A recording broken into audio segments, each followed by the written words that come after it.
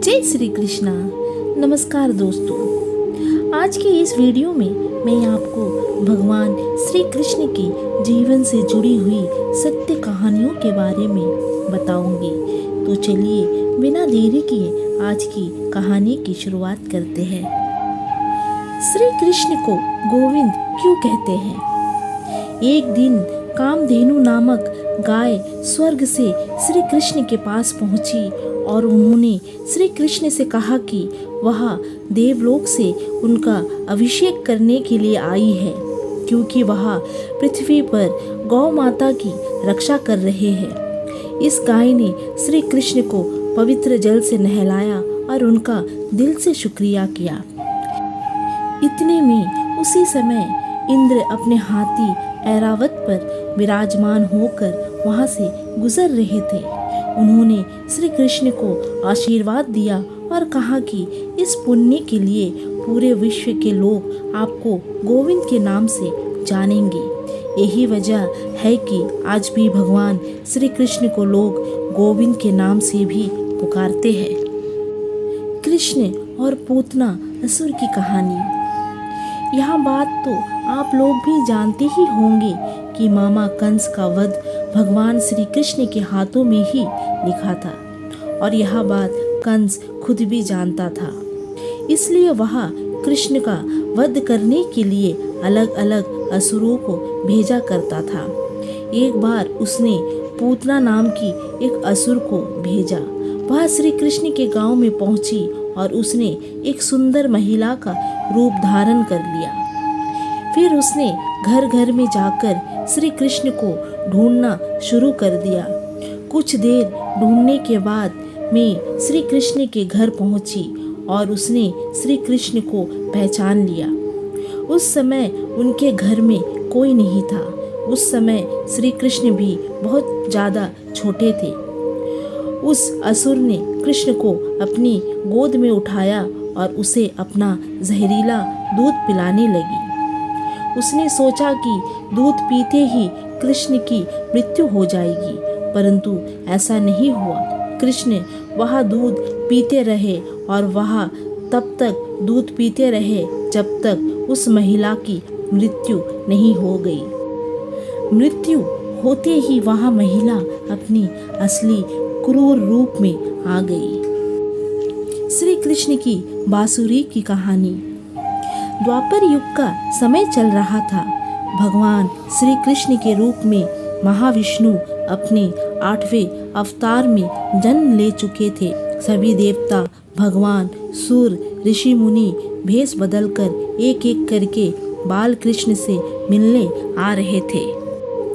वह देख भगवान शिव के मन में भी अपने प्रिय प्रभु से मिलने की इच्छा उत्पन्न हुई, पर वह यह सोचकर रुके हुए थे कि बाल कृष्ण के लिए उपहार के रूप में क्या दिया जाए जिसे वह हमेशा अपने पास रख सके। तब शिव जी को याद आया कि उनके पास महान ऋषि दधीची की वज्र की अस्थि रखी हुई है। ऋषि दधीची वह ऋषि है जिन्होंने राक्षस एवं असुरों के संहार के लिए अपनी आत्मा त्याग कर अपनी वज्र की हड्डियां देवताओं को दान दी थी, जिसे विश्वकर्मा जी ने कुछ हथियार बनाए थे। उस बची हुई एक हड्डी को तराश कर भगवान शिव जी ने एक अत्यंत सुंदर बांसुरी बनाई। फिर जब वह बालक भगवान कृष्ण से मिले तब उन्होंने वही बांसुरी उन्हें भेंट कर दी। वो सुंदर भेंट कृष्ण भगवान को बहुत पसंद आई। शिव और कृष्ण भगवान के बीच स्नेह देखकर उस दिन देवताओं ने भगवान कृष्ण को बांसुरी वाला नाम से गौरवान्वित किया। उसी बांसुरी को ही कृष्ण भगवान के अपने अवतार काल के अधिकतम समय हमेशा अपने साथ रखा। कृष्ण के माता पिता की कहानी। प्राचीन काल में उग्रसेन नाम का एक राजा था जिसके 2 बच्चे थे। कंस नाम का एक बेटा और देवकी नाम का एक बेटी। देवकी नम्र और शांत स्वभाव की थी, लेकिन कंस दुष्ट था। जब वह बड़ा हुआ तो उसने अपने पिता को कैद खाने में डाल दिया और राजा की गद्दी खुद संभाली, जबकि उसकी बहन की शादी राजा वासुदेव से हुई। एक दिन कंस ने एक आकाशवाणी सुनी, तुम्हारी बहन का 8वां पुत्र बड़ा होने पर एक दिन तुम्हारी हत्या करेगा। इससे दुष्ट कंस डर के मारे अंदर तक हिल गया और वह अपनी बहन को मारना चाहता था, लेकिन वासुदेव ने देवकी को जिंदा रखने का आग्रह किया और कंस द्वारा देवकी के 8वें पुत्र को मारने के लिए सहमत हुआ। कंस ने अपनी ही बहन और उसके पति को कैद कर लिया। दंपत्ति की 8वीं संतान भगवान कृष्ण थे, जो कंस द्वारा उन्हें मारने के लिए किए गए सभी प्रयासों से बच गए और अंत में उन्होंने अपने दुष्ट मामा को परास्त कर दिया। भगवान कृष्ण का जन्म। देवकी और वासुदेव उनके भाई कंस द्वारा कैद किए गए थे।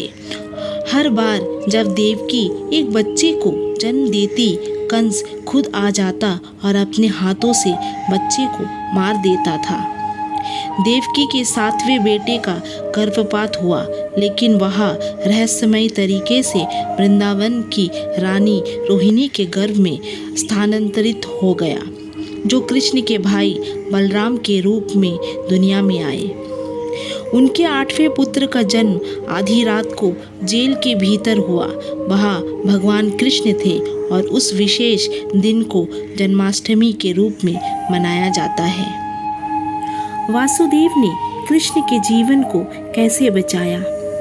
कृष्ण का जन्म विष्णु के रूप में हुआ था और उनके माता पिता ने प्रार्थना की थी कि वह एक साधारण बच्चे में बदल जाए ताकि वे उसे कंस से छिपा सके। प्रभु ने अपने पिता को उन्हें वृंदावन ले जाने और एक नवजात बच्ची के साथ बदला बदली करने की सलाह दी। फिर जादुई रूप से कैद खाने के पहरेदार सो गए और सभी ताले और जंजीरें अपने आप खुल गई। वासुदेव छोटे कृष्ण को लेकर वृंदावन के लिए रवाना हो गए।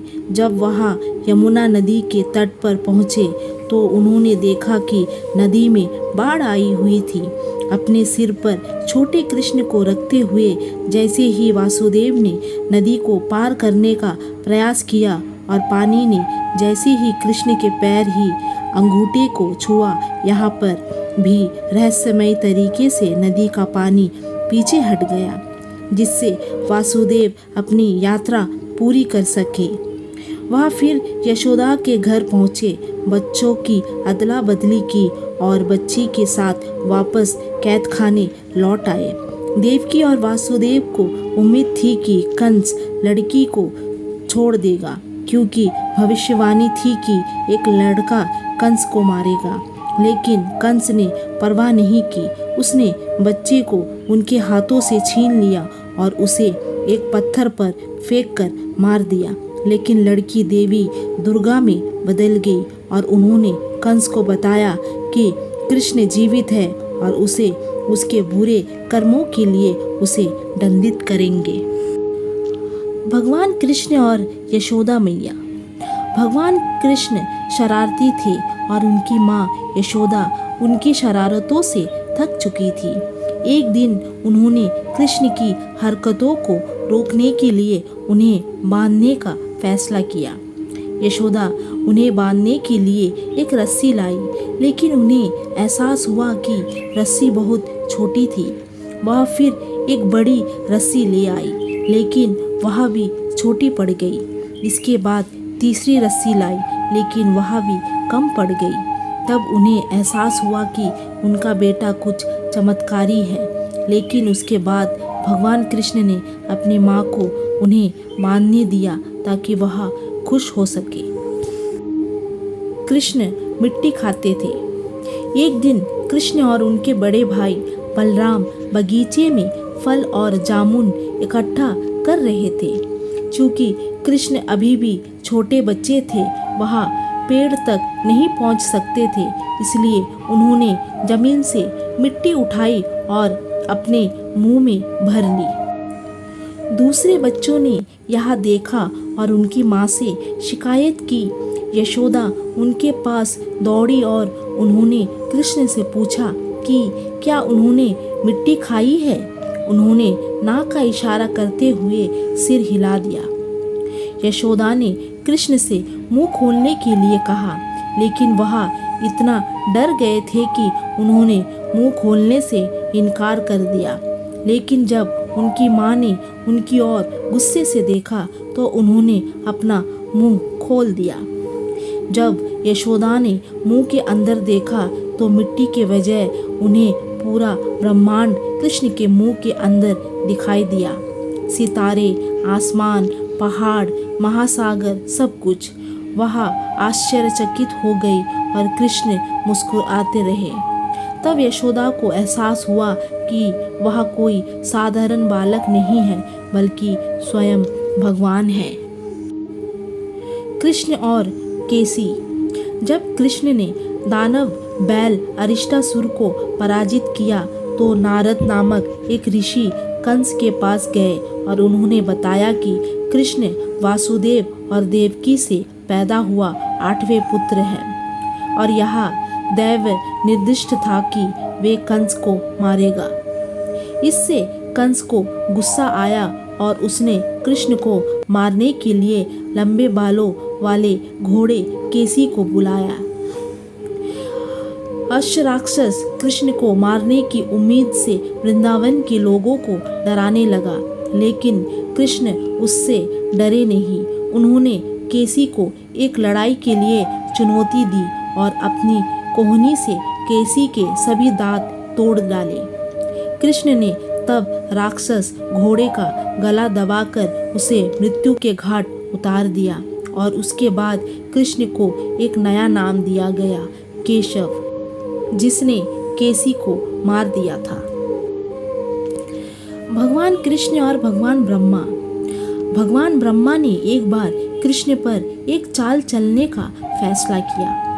उन्होंने कृष्ण के सभी दोस्तों से कहा कि वे गौ माता को ले जाए और एक गुफा के अंदर छिप जाए।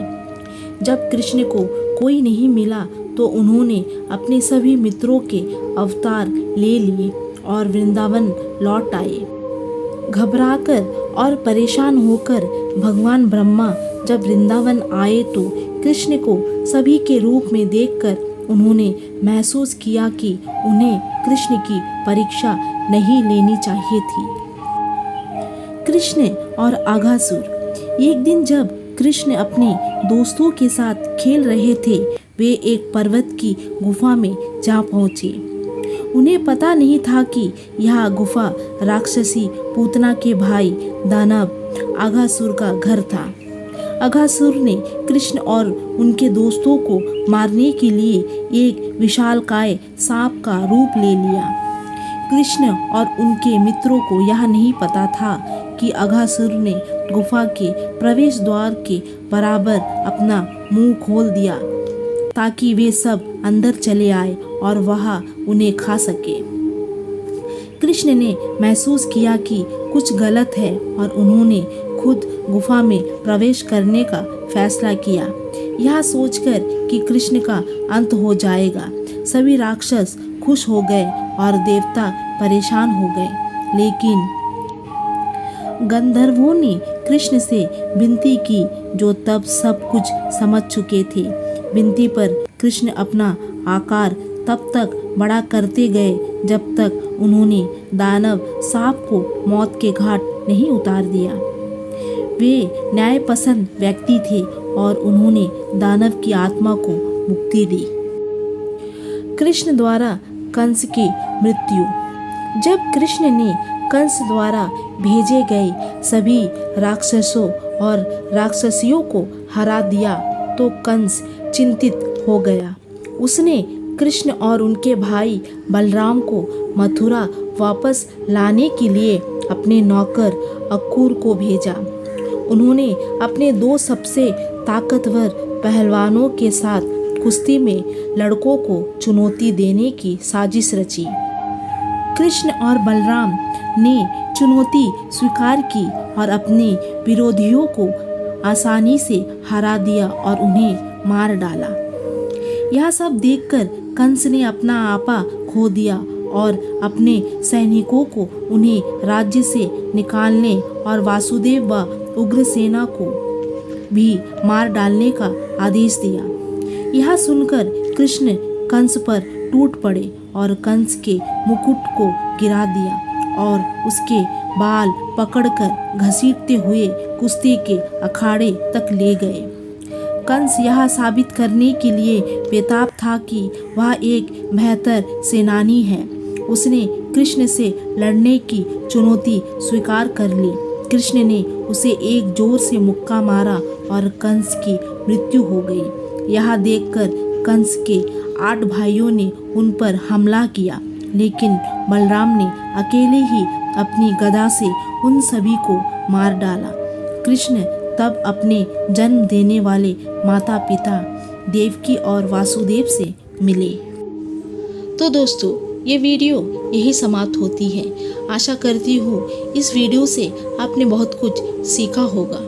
अगर वीडियो पसंद आए तो नीचे कमेंट करके ज़रूर बताइए और मेरे साथ प्रेम से कहें राधे राधे। धन्यवाद।